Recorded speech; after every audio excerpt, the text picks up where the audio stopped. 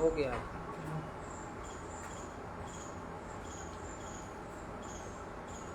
बंसी विभूषित करा नवनील दाभा पीतांबरा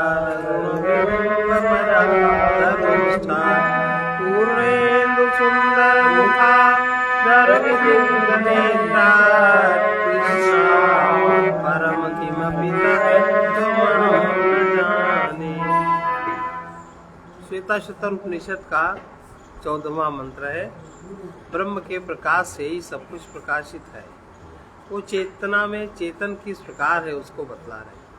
न तत्र सूर्यो भाति न चंद्र तारकम, न तत्र सूर्यो भाति न चंद्र तारकम, नेमा विद्युतो भान्ति कुतोऽयमग्निः, विद्युतो भान्ति कुतोऽयमग्निः, तमेव भान्तम् अनुभाति सर्वम्, तस्य भासा सर्वमिदं विभाति। वहाँ सूर्य प्रकाशित नहीं होता, न चंद्र और न तारे प्रकाशित होते हैं, और न ये बिजलियां ही चमकती हैं। फिर ये अग्नि तो कहाँ प्रकाशित हो सकता है? ये सब उसके प्रकाशित होने से ही प्रकाशित होते हैं। उसी के प्रकाश से सब कुछ प्रकाशित है। वहाँ उस परमात्मा में सबका प्रकाशक होने के पर सूर्य प्रकाशित नहीं हो सकता, अर्थात वो ब्रह्म को प्रकाशित नहीं करता, अपितु वह उस सर्वात्मा ब्रह्म के प्रकाश से ही सब रूपों को प्रकाशित करता है, क्योंकि उसमें स्वयं प्रकाशित करने का सामर्थ्य नहीं है, तथा न चंद्र न तारे एवं न विद्युत ही वहाँ प्रकाशित होते हैं। फिर हमें दिखाई देने वाला ये अग्नि तो प्रकाशित हो ही कैसे सकता है? अधिक क्या, ये जो जगत भास रहा है स्वतः प्रकाश रूप होने के कारण उस परमात्मा के प्रकाश से प्रकाशित होने से ही प्रकाशित हो रहा है। जिस प्रकार लोहा आदि पदार्थ जलाने वाले अग्नि के साथ ही उसी के शक्ति से जलाते हैं, स्वतः नहीं जलाते। ये सब सूर्य आदि उसके ही प्रकाश यानी दीप्ति से प्रकाशित हो रहे हैं। कहा भी है, जिसके तेज से युक्त होकर सूर्य तपता है उसे न सूर्य प्रकाशित करता है, न चंद्रमा और न अग्नि ही प्रकाशित करता है।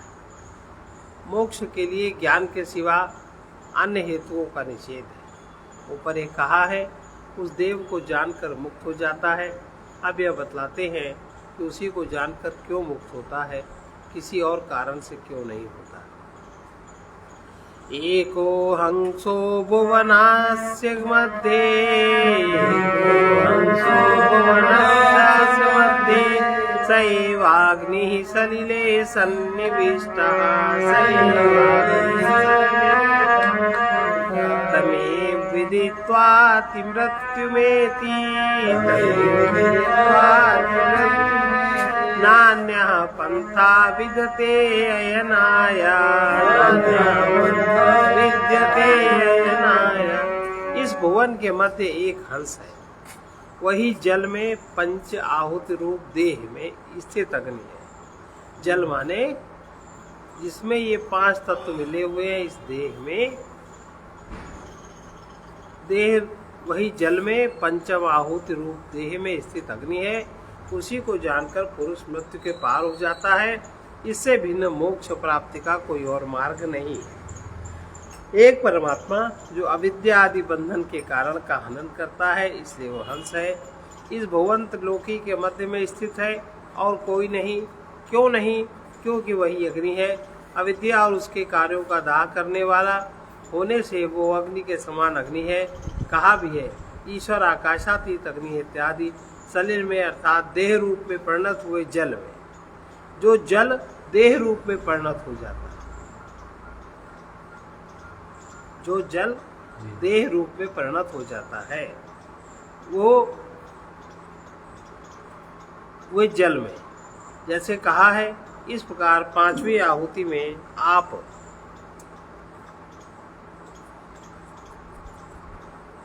जगत का शासन करता है। 5वीं आहुति में आप माने जल पुरुष नाम वाला हो जाता है। आत्मभाव से सम्यक रूप से स्थित है अथवा सलीले यज्ञ दानादि द्वारा सलिल माने जल के समान स्वच्छ किए अंतःकरण में स्थित वेदांत वाक्यों से सम्यक ज्ञान के फल रूप से अविद्या और उसके कार्य का दाह करने वाला ये अग्नि, ऐसा भी अर्थ हो सकता है। अतः उसी को जानकर पुरुष मृत्यु के पार हो जाता है। मोक्ष के लिए कोई और मार्ग नहीं। परम पद की प्राप्ति के लिए श्रुति भी उसी को विशेष रूप से प्रदर्शित करती है। स विश्वकृति विश्व विद्यात्मयोनि यह काल सर्व विद्या प्रधान क्षेत्रज्ञ पतिर्गुणेशः संसार मोक्ष स्थिति बंध हेतु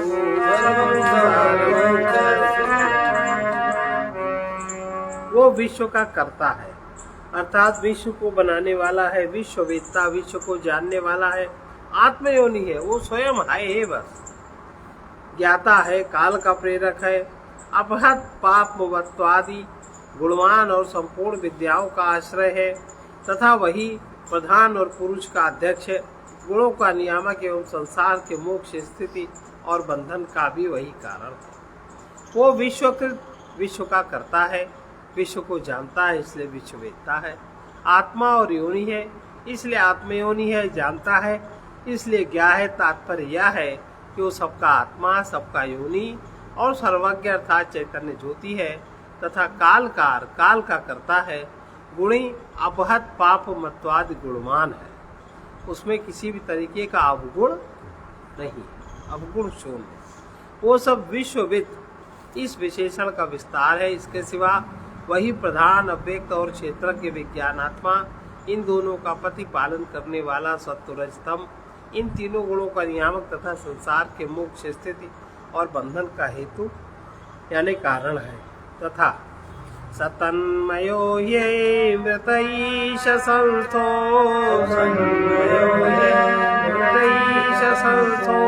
यः सर्वगो भुवनस्यास्य गोप्ता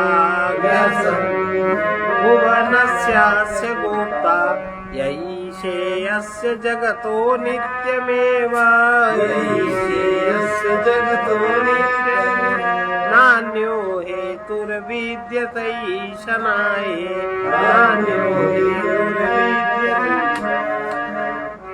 वो तन्मय जगत रूप अथवा ज्योतिर्मय अमरण धर्म ईश्वर रूप से स्थित ज्ञाता सर्वगत और इस भुवन का वही एक रक्षक है, जो सर्वदा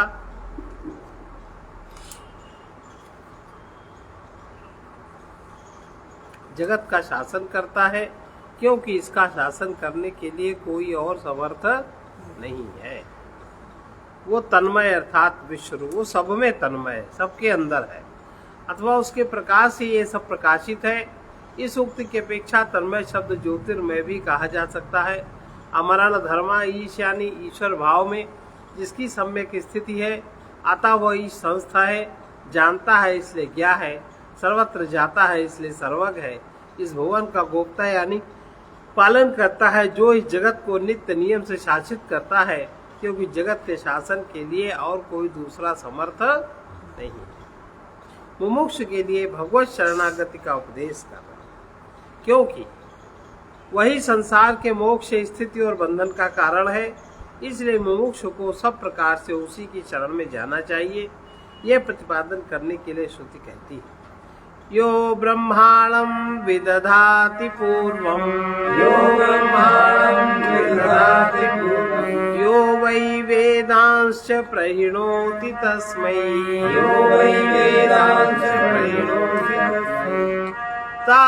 तगंह देवात्मबुद्धि प्रकाशम मुमुक्षुर्वै शरण महं प्रपद्ये जो सृष्टि के आरंभ में ब्रह्मा को उत्पन्न करता है और जो उसके लिए वेदों को प्रवृत्त करता है, वेदों को प्रकट करता है, और जो बुद्धि को प्रकाशित करने वाले उस देव की मैं मुमुक्ष शरण ग्रहण करता हूँ, जिसने पहले अर्थात सृष्टि के आरंभ में ब्रह्मा माने हिरण्यगर्भ की रचना की और जिसने उसके लिए वेदों को प्रकट किया, अर्थात उसी परमात्मा को कहा भी है बुद्धिमान ब्रह्मवेत्ता उसी को जानकर उसी में अपने मन का निवेश करें और कहीं अपने मन को न लगाएं। बहुत से शब्दों या शास्त्रों को न पढ़ें, क्योंकि वो तो वाणी को पीड़ित करना ही है, और उसी एक आत्मा को जाने जो ज्योतिर्मय है, अपने में जो बुद्धि है उसका प्रसाद है। विकास करने वाले परमेश्वर के प्रसन्न होने पर बुद्धि यानी परमेश्वर विषयनी प्रमा भी निष्प्रपंच ब्रह्माकार रूप से स्थित हो जाती है। दूसरे लोग आत्म बुद्धि प्रकाशम ऐसा मानते हैं, अपनी बुद्धि को प्रकाशित करता है। इसलिए जो आत्म बुद्धि प्रकाश है, जो आत्म बुद्धि में प्रकाशित होता है, वो आत्मा ही बुद्धि है। वही जिसका प्रकाश है, उस आत्म बुद्धि प्रकाश की मैं मुमुक्ष होकर शरण लेता हूँ। अन्य किसी फल की इच्छा मैं नहीं करता हूँ। इस प्रकार यहाँ तक सृष्टि आदि कार्य से लक्षित होने वाले जिस स्वरूप का वर्णन किया, उसी को अब साक्षात रूप से प्रदर्शित करते हैं कि वो साक्षात क्या है। निष्कलम निष्क्रियम शांतम निरवध्यम निरंजनम अमृतस्य परवंशेतुम दग्धेन्दम मिवानलम जो कलाहीन है, क्रियाहीन है, शांत है, अनिंद्य है, निर्लेप है, अमृत तत्व का उत्कृष्ट सेतु और जिसका ईंधन जल चुका है, धूमादि शून्य अग्नि के समान देदीप्यमान है, उस देव की मैं शरण लेता हूँ, जिससे कला यानी किसी प्रकार का कोई अवयव नहीं, निष्कल निरवयव निष्क्रिय अपनी महिमा में जो स्वतंत्र रूप से स्थित है, कूटस्थ रूप से शांत है, जिसमें कोई भी विकार नहीं है, निरवध्य जिसका किसी प्रकार से किसी भी प्रतीक आदि में आप जिसका बंधन नहीं कर सकते, अनिंद्य जिसमें कोई भी ऐसा दोष नहीं जिसकी निंदा की जा सके, निरंजन निर्लेप अमृत यानी अमृत तत्व मोक्ष की प्राप्त के लिए जो सेतु के समान सेतु है, क्योंकि वो संसार में पार होने का साधन है, उस अमृत तत्व के परम सेतु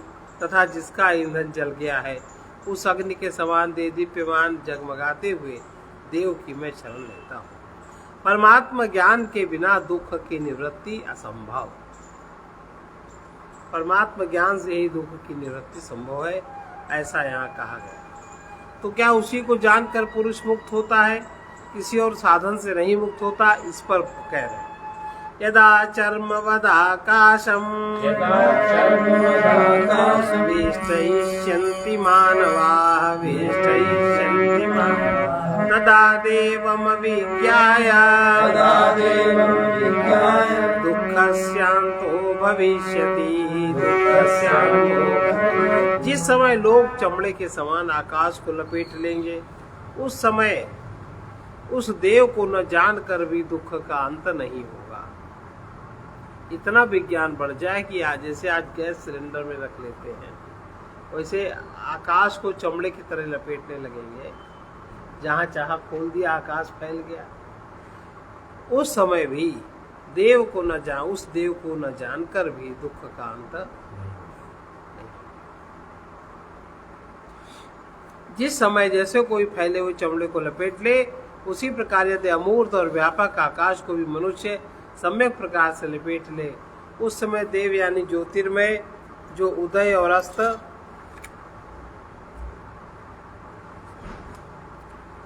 रहित ज्ञान स्वरूप से स्थित सुधादि के से असंस्पृष्ट परमात्मा को बिना जाने आध्यात्मिक आदि भौतिक आदि दैविक दुख का अंत विनाश हो जाएगा, क्योंकि आत्मा के अज्ञान से ही संसार की स्थिति है। जब तक आत्मा का ज्ञान नहीं होगा, तब तक दुख की निवृत्ति नहीं होगी, ये स्थिति बनी रहेगी। तात्पर्य है जब तक पुरुष परमात्मा को आत्म स्वरूप से परमात्मा को परमात्मा की तरह न जाने, वो जान ही नहीं सकता। आत्म स्वरूप से ही उसकी यात्रा शुरू, आत्मज्ञान से ही उसकी यात्रा शुरू हो। आत्म स्वरूप से नहीं जानता तब तक वह जन्मा होने पर भी तापत्रय से अभिभूत हो, मकर आदि के समान राग आदि द्वारा इधर उधर खींचा जाता हुआ कभी प्रेत, कभी तिर्यक एवं मनुष्य आदि योनियों में जीव भाव को प्राप्त हो अत्यंत मोहवश संसार में भटकता रहता है। किंतु जिस समय वो कारण कार्य भाव से रहित नेत नेति आदि वाक्य द्वारा लक्षित क्षुदादि से असंस्पृष्ट उदय अस्त से रहित ज्ञान स्वरूप से स्थित पूर्णानंद में परमात्मा को साक्षात आत्म स्वरूप से जानता है, उस समय अज्ञान और उसके कार्य से छूटकर पूर्णानंद में हो जाता है। कहा भी गया है, ज्ञान अज्ञान से ढका हुआ है, इसी से जीव मोह में पड़ते हैं। देखो, ज्ञान अज्ञान से नहीं ढका है, ये सब तो भाषा है, लेकिन ज्ञान अज्ञान से नहीं ढका। दृष्टि, ज्ञान को देखने वाली दृष्टि में पर्दा है।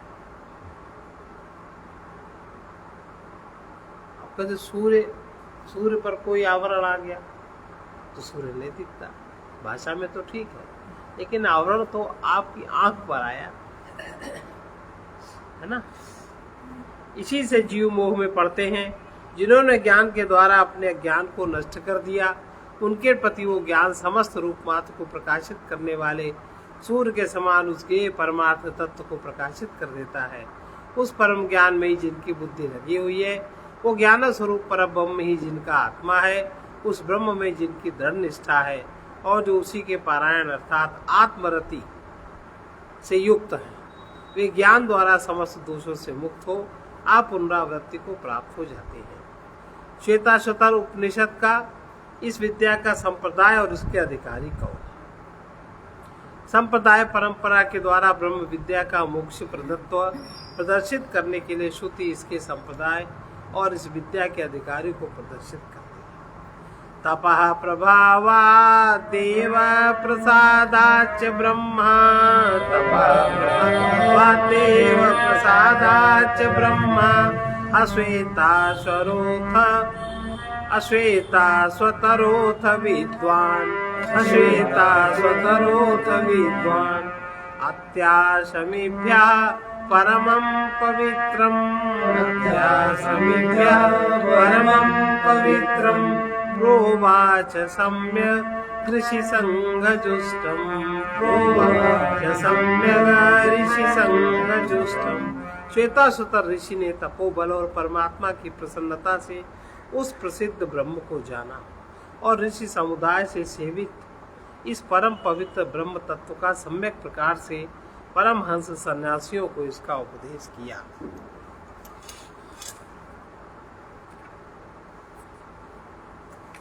तप प्रभावात इत्यादि अर्थात उसी में यह विधिवत अनुष्ठान किए हुए नित्य आदि कर्मों का उपलक्षण है, क्योंकि मन और इंद्रियों की एकाग्रता ही परम तप है, ऐसा स्मृति वाक्य है। मन और इंद्रियों की एकाग्रता ही परम तप है।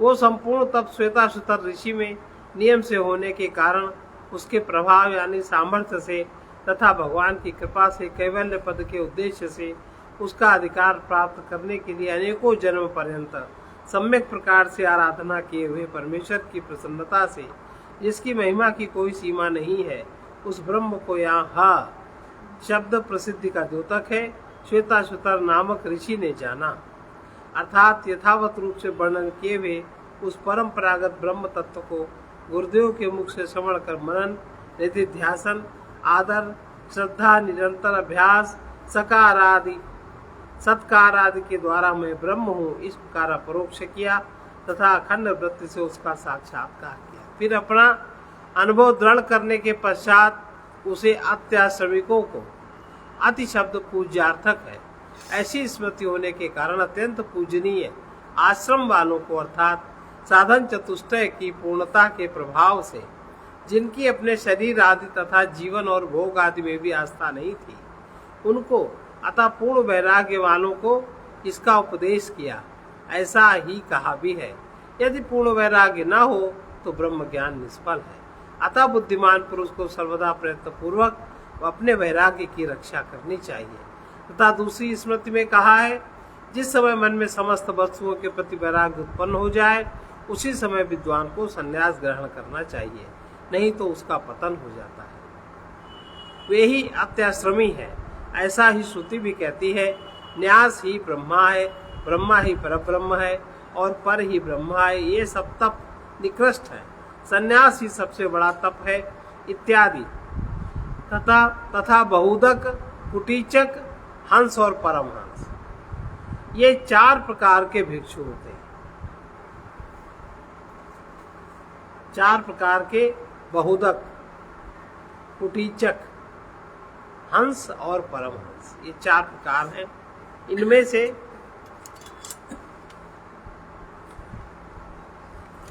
जो पीछे वाला है वो उत्तरोत्तर उत्तम है, ऐसी श्रुति भी है। उन अत्याश्रमियों को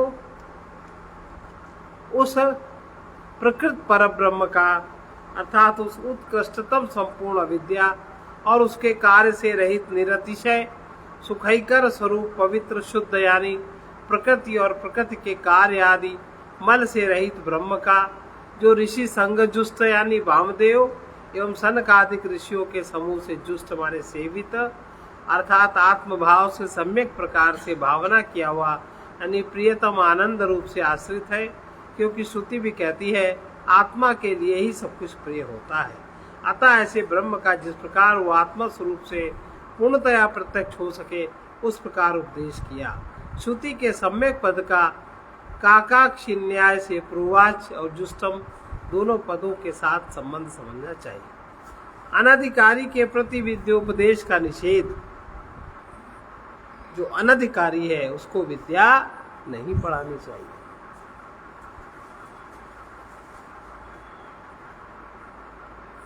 इस विद्या का उपयुक्त प्रकार के शिष्य की परीक्षा करके फिर उपदेश करे। इस विद्या का उसे छोड़कर इसका उपदेश करने में दोष, विद्या का वैदिकत्व, गुह्यत्व और संप्रदाय परंपरा द्वारा प्रतिपादित होना श्रुति बतलाती है।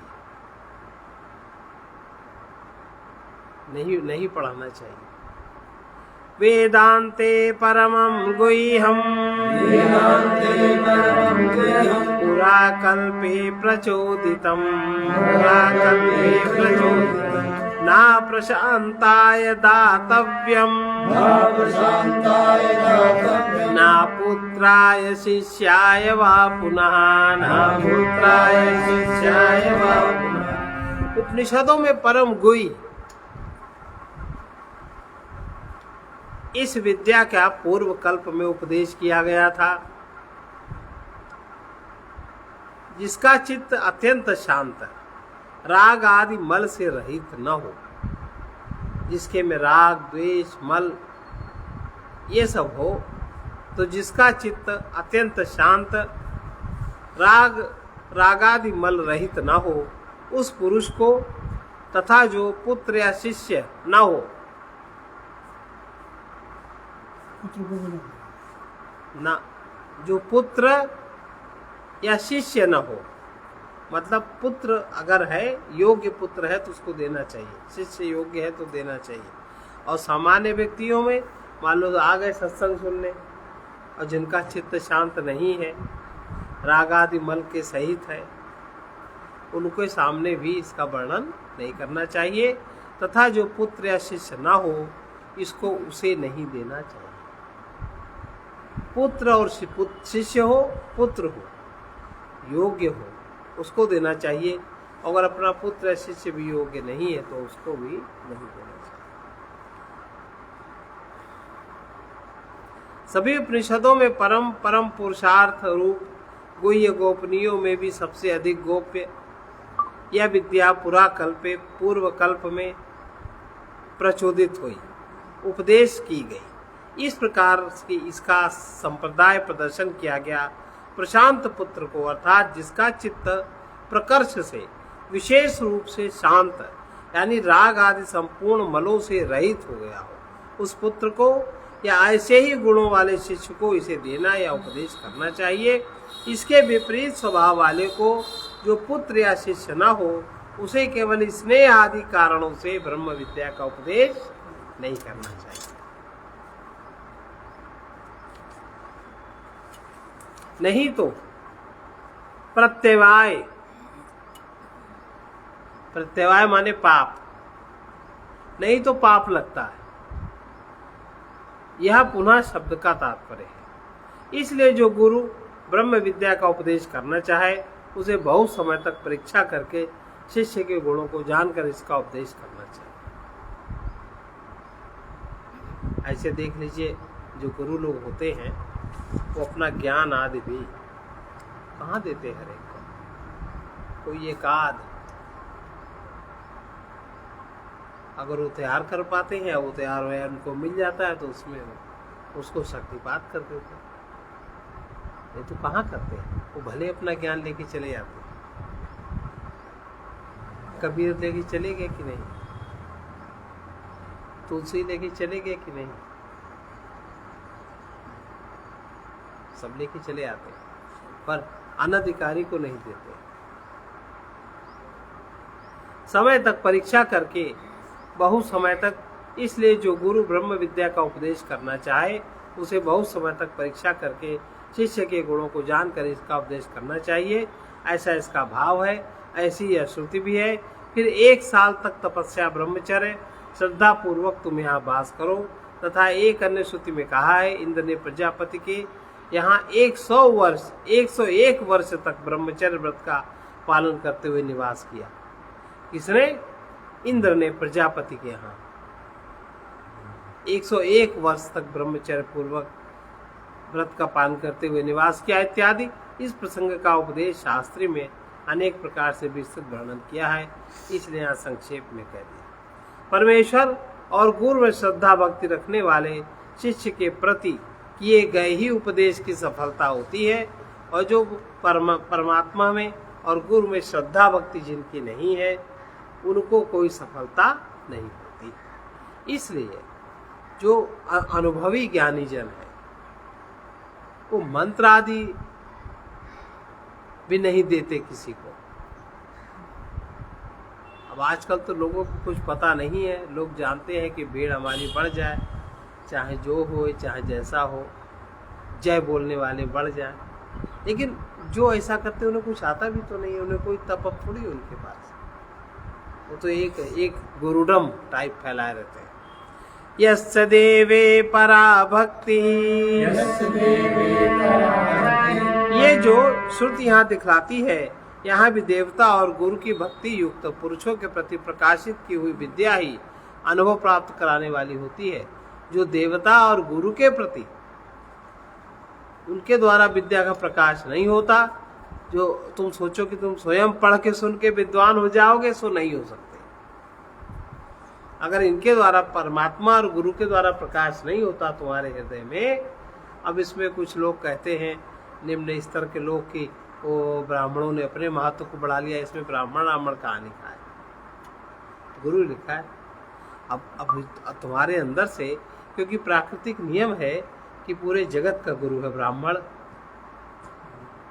और ब्राह्मणों के गुरु, ब्राह्मणों का अधिकार है देवताओं में, देवताओं का अधिकार है परमात्मा में। ऐसा क्रम है। इस प्रकार से तो अब अपने आप ही लोग कल्पना करते रहते हैं।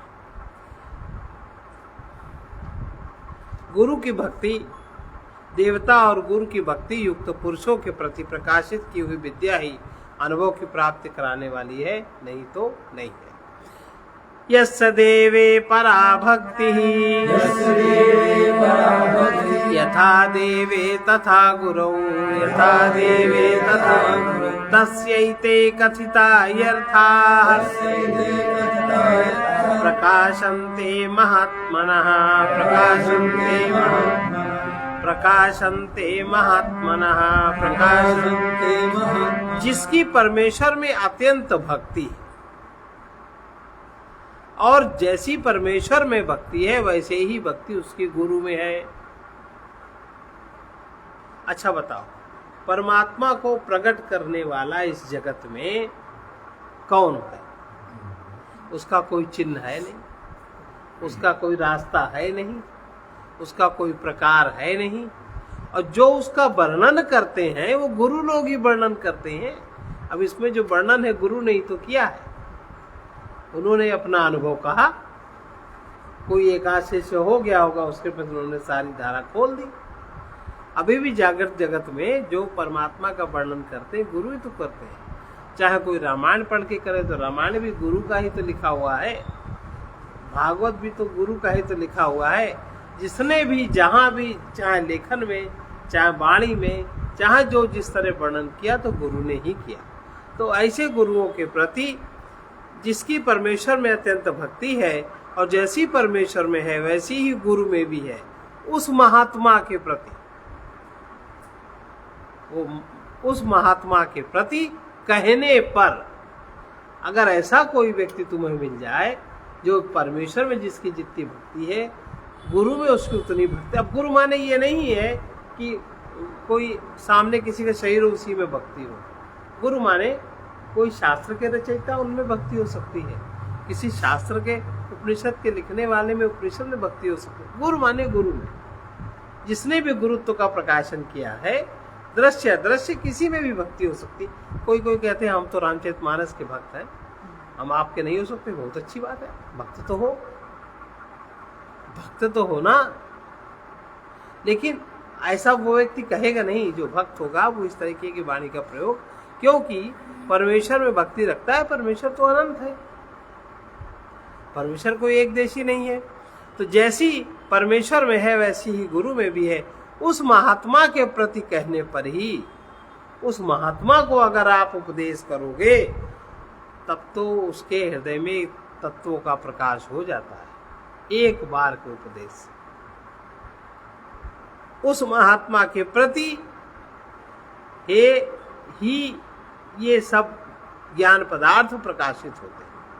अन्यों के प्रति कहने से कोई प्रभाव नहीं पड़ता। जिस अधिकारी पुरुष की देव में यहाँ तक के ग्रंथ द्वारा वर्णन किए हुए अखंड एक रस सच्चिदानंद परम ज्योति स्वरूप परमेश्वर में परा उत्कृष्टा यानी अकृत्रिमा भक्ति है। किसी तरह का बनावटीपन नहीं है, किसी तरीके का कृत्रिमता नहीं है। यह अचंचलता और श्रद्धा का भी उपलक्षण है। तात्पर्य है कि जिसकी भगवान के प्रति जैसी निश्चलता और श्रद्धा है वैसी ही ये दोनों ब्रह्मवेत्ता गुरु के प्रति भी है। उसके लिए जैसे तपे हुए मस्तक वाले पुरुष के लिए जलाशय को खोजने के सिवा और कोई उपाय नहीं है। जिसके सिर में बहुत गर्मी लग रही हो, सिर बहुत तप रहा हो, तो उस व्यक्ति को जलाशय के खोजने के अलावा और कोई उपाय नहीं है। तथा क्षुधातुर पुरुष को भूखा हो, उसको भोजन के सिवा उसकी शांति का कोई दूसरा साधन नहीं है। उसी प्रकार गुरु कृपा के बिना ब्रह्म विद्या का प्राप्त होना अत्यंत कठिन है। अब गुरु माने गुरु ही होता है, ये नहीं होता ये हमारे गुरु है तो वही हमारे, मतलब हमने गुरु बना लिया तो गुरु हो गया, ऐसा नहीं होता। जैसे उस दिन वो जिन्होंने पुस्तक दी उन्होंने कहा ये हमारे गुरु जी हैं, यहाँ उनको लोगों ने टेढ़ा मेढ़ा बोला तो उनको क्षोभ महसूस हुआ। हमने उनसे थोड़ी बात करी, हमने कहा अच्छा आइए आप प्रवचन करिए, बिठा ले। हमने कहा दोनों बातें पता लग जाएंगी।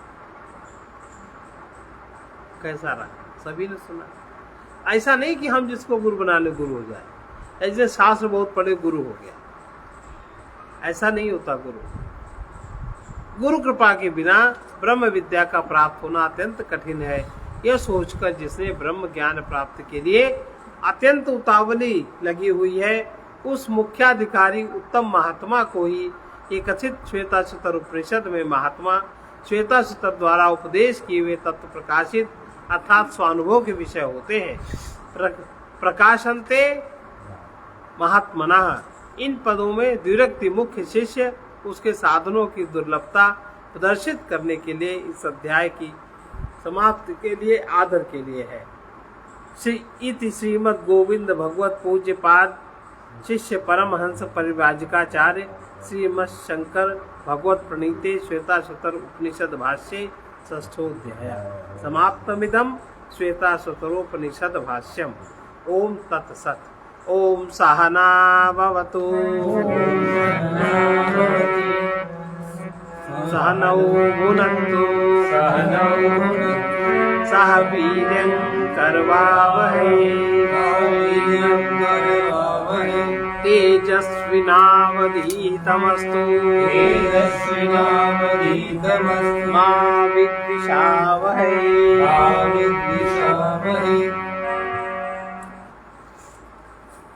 ओम शांति शांति शांति। अब आज से श्वेताश्वतर उपनिषद समाप्त हुआ। कल हम लोग पढ़ेंगे कैवल्य उपनिषद। कल पाठ कैवल्य उपनिषद।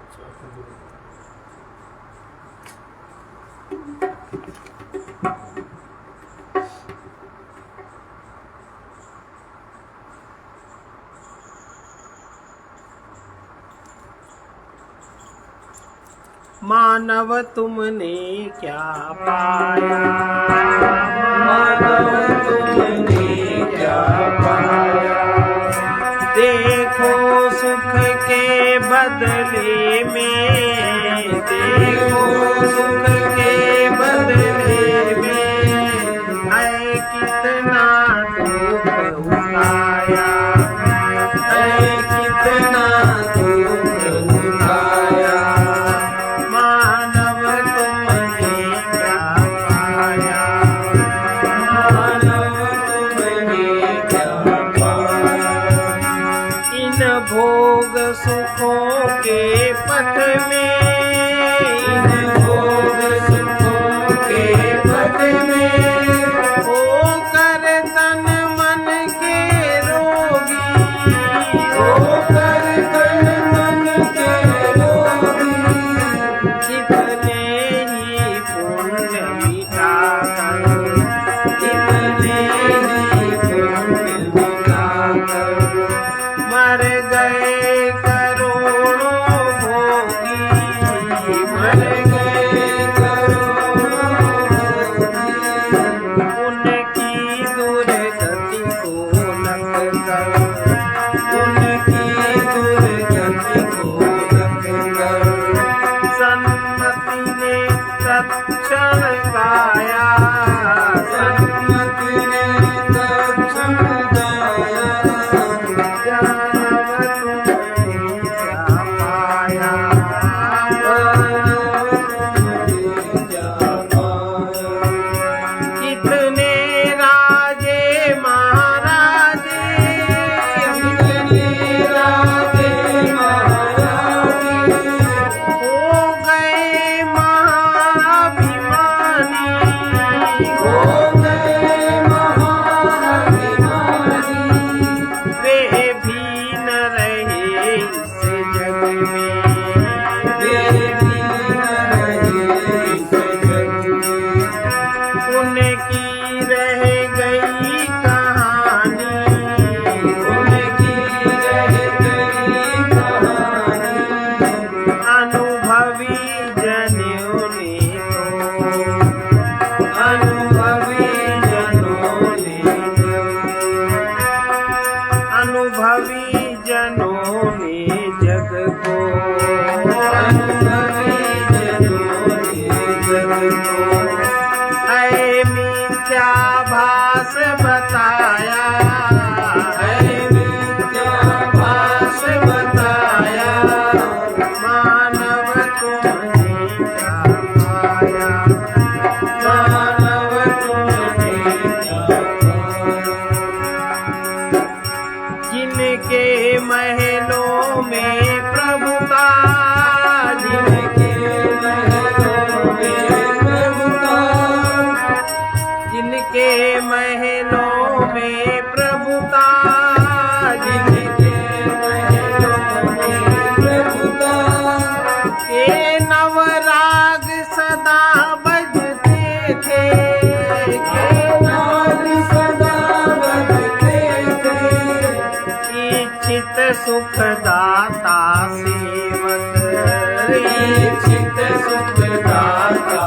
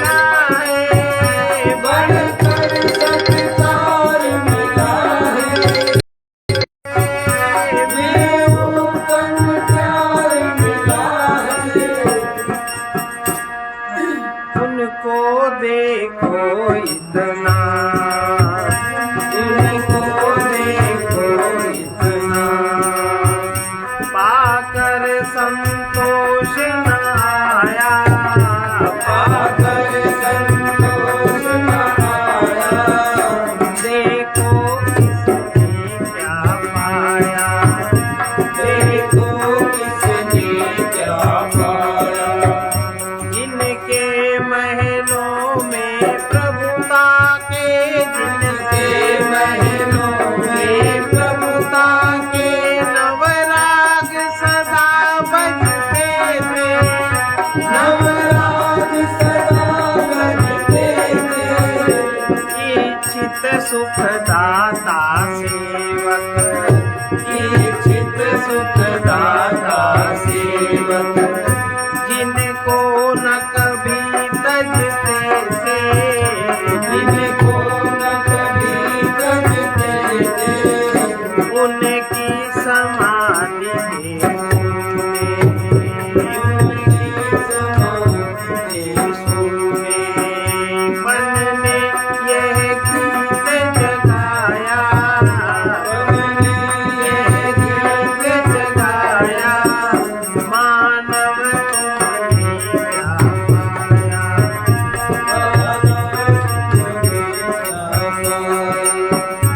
जिनको इस जग में सबसे, जिनको इस जग में सबसे बढ़कर सत्कार मिला है, बढ़कर सत्कार मिला है।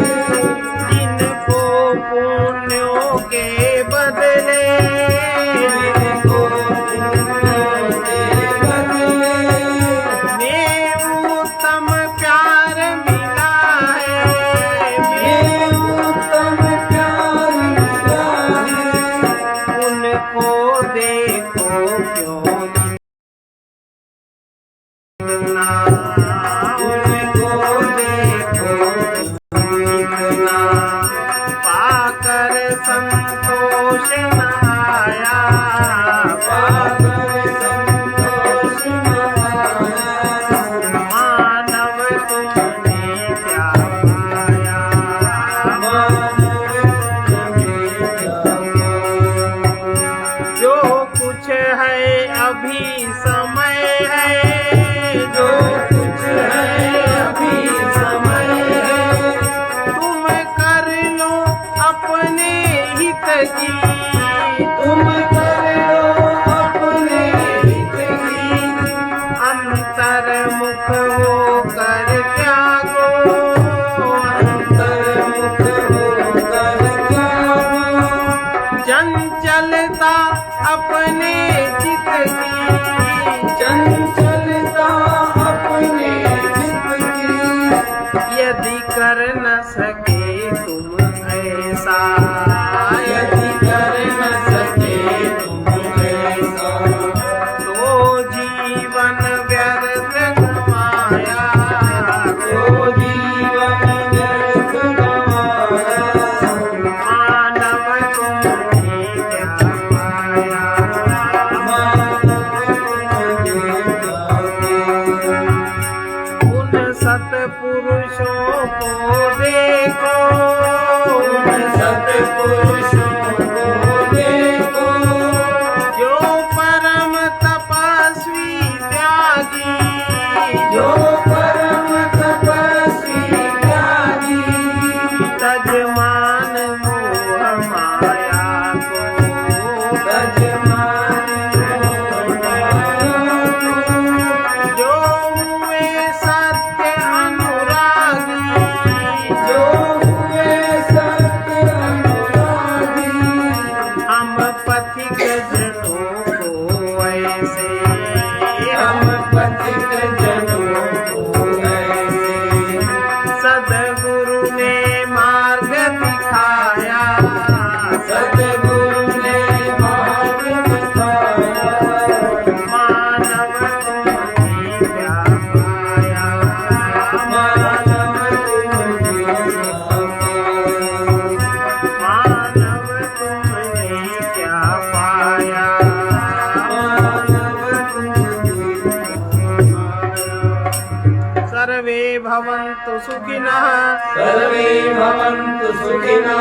सर्वे निरामया सर्वे सन्तु निरामया सर्वे भद्राणि पश्यन्तु सर्वे भद्राणि पश्यन्तु मा कश्चित् दुःखभाग् भवेत् मा कश्चित् दुःखभाग् भवेत् कृष्णाय वासुदेवाय कृष्णाय वासुदेवाय हरे परमात्मने हरे परमात्मने प्रणतक्लेशनाशाय प्रणतक्लेशनाशाय गोविन्दाय नमो नमः गोविन्दाय नमो नमः असतो मा सद्गमय असतो मा सद्गमय तमसो मा ज्योतिर्गमय तमसो मा ज्योतिर्गमय मृत्योर्मामृतं गमय नित्योऽमृतं गमय ॐ पूर्णमदः पूर्णमिदं पूर्णात् पूर्णमुदच्यते